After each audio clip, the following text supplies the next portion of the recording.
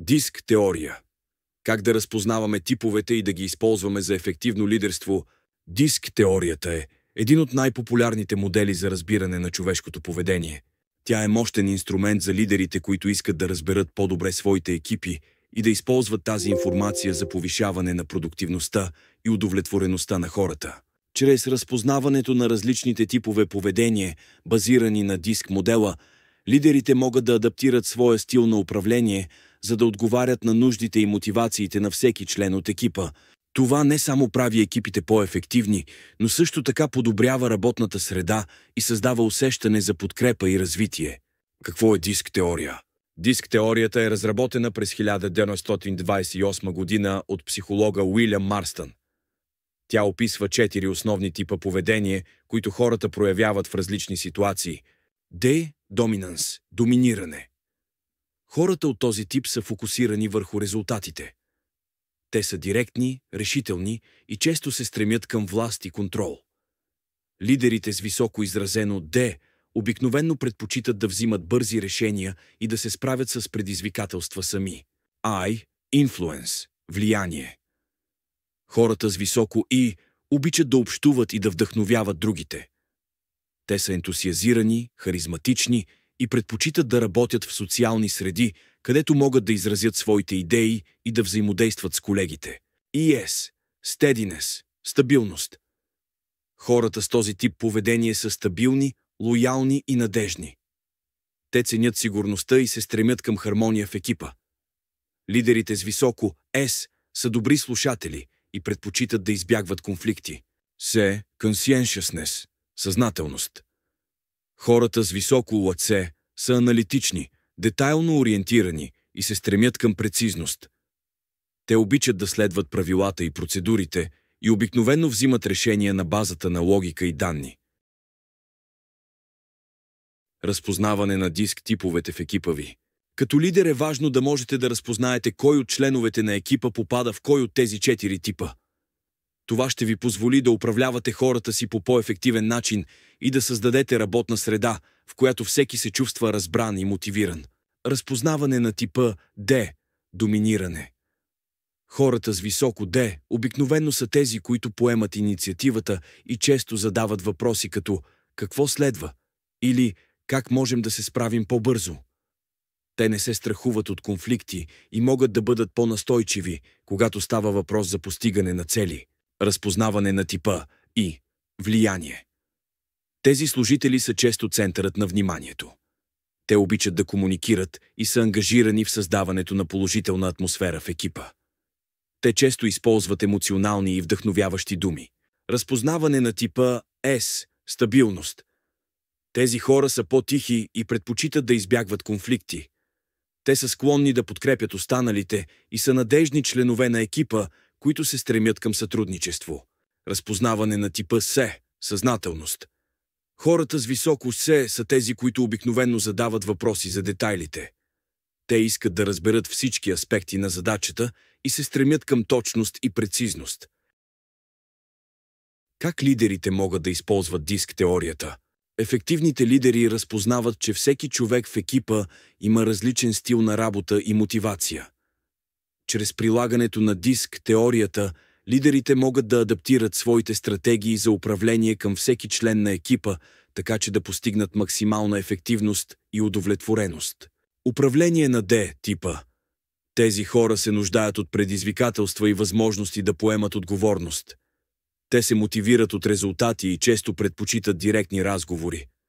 Когато им давате задачи, оставяйте ги да водят и да взимат решения самостоятелно. Управление на ЩИ типа. Те се нуждаят от признание и позитивни взаимодействия с колегите.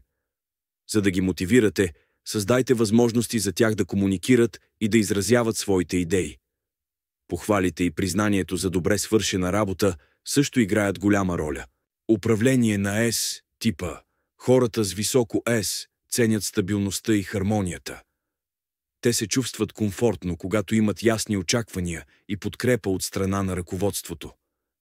Подходете внимателно при въвеждането на промени и се уверете, че те имат време да се адаптират. Управление на С типа. Тези хора се нуждаят от яснота и детайли. Те предпочитат да работят в структуриран процес и често задават въпроси, за да са сигурни, че всяка стъпка е правилно обмислена. Осигурете им необходимите ресурси и време за анализ. Примери за диск типове в действие. Пример за тип D – доминиране. Мария е ръководител на проект, която обича да взима бързи решения и често поема ръководството.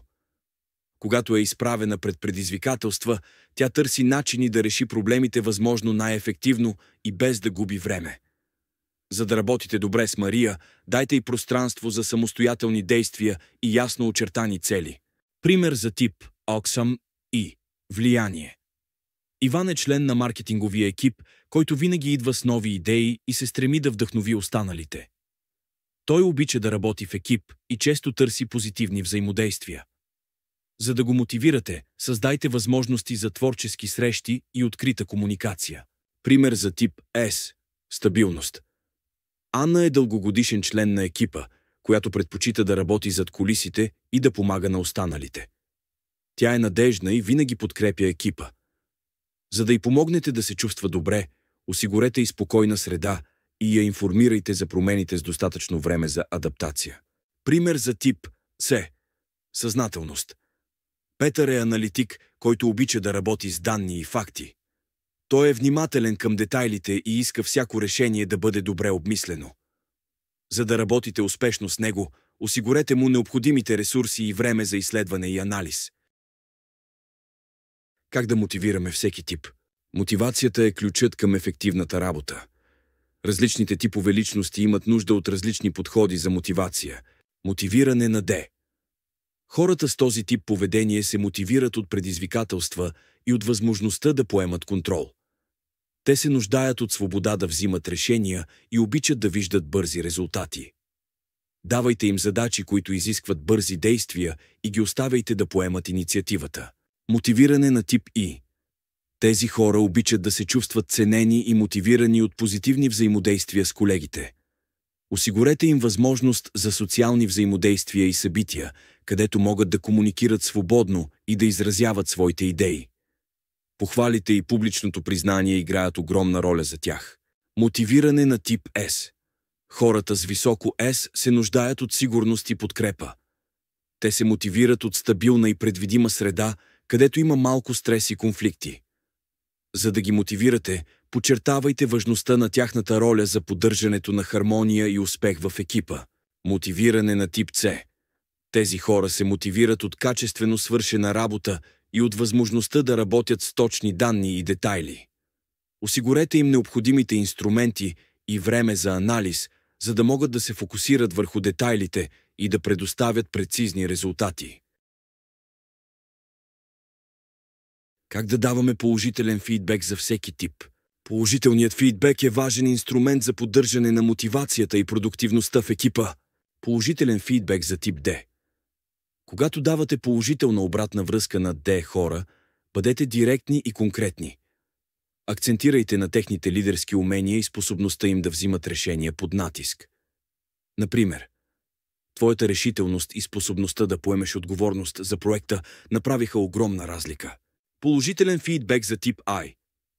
Позитивните хора с високо I ще оценят фидбек, който е ентусиазиран и публично признат. Акцентирайте на тяхната енергия и способността им да вдъхновяват другите.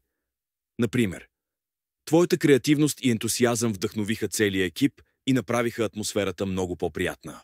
Положителен фидбек за тип S. За този тип е важно да чувстват, че тяхната лоялност и стабилност се оценяват. Бъдете спокойни и искрени, когато им давате положителна обратна връзка. Например, твоята стабилност и готовност да подкрепиш екипа ни помогнаха да преминем през този труден период. Положителен фидбек за тип С. Хората с високо С ценят точността и вниманието към детайли. Давайте фидбек, който подчертава техните аналитични способности и качествената работа.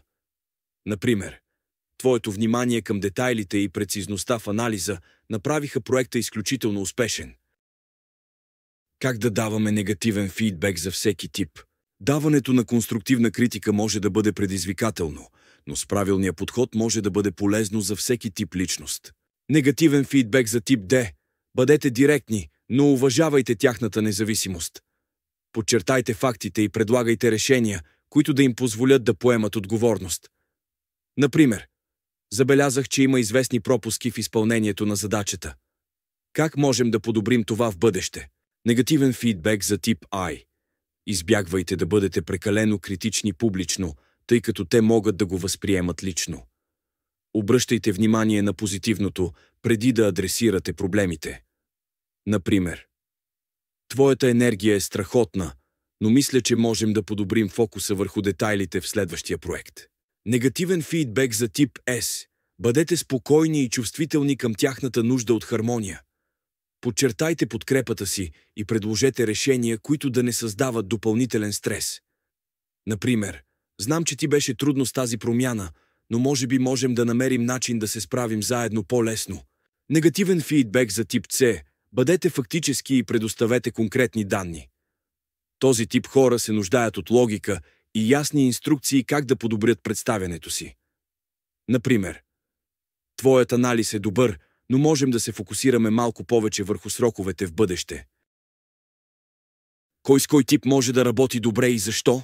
Сътрудничеството между различните типове хора може да бъде предизвикателство, но когато се използва правилно, то може да донесе много ползи за екипа. D и C. Хората с високо D и C могат да работят добре заедно, защото доминантите водят с решителност, докато съзнателните осигуряват детайлна и точна информация.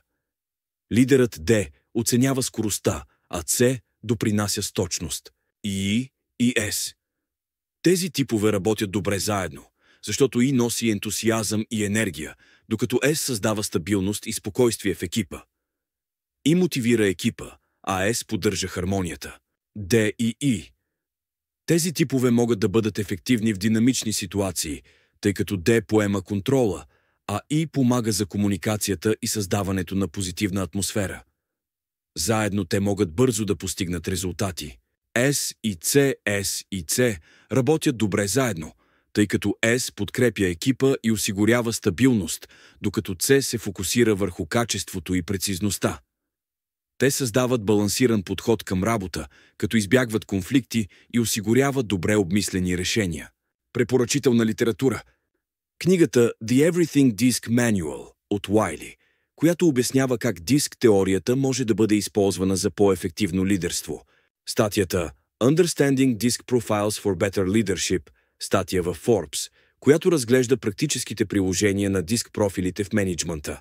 Добър лидер е този, който не само разпознава различията в типовете на своите служители, но и ги използва по правилния начин. Диск теорията е мощен инструмент за това. Тя помага на лидерите да разберат какво мотивира хората и как най-добре да комуникират с тях. Като приложите тези принципи, можете да изградите екип, който е не само ефективен, но и удовлетворен и щастлив на работното място. Благодаря ви, че останахте с нас до края на това видео. Надявам се, че сте научили нещо ново и полезно, което да ви помогне във вашето развитие. Това е само началото на поредица от теми, които ще разгледаме за самоусъвършенстване. Имаме още много интересни и полезни видеа, които предстои да качим. Ако това, което споделяме, ви харесва и ви помага, натиснете бутона за харесване и се абонирайте за канала.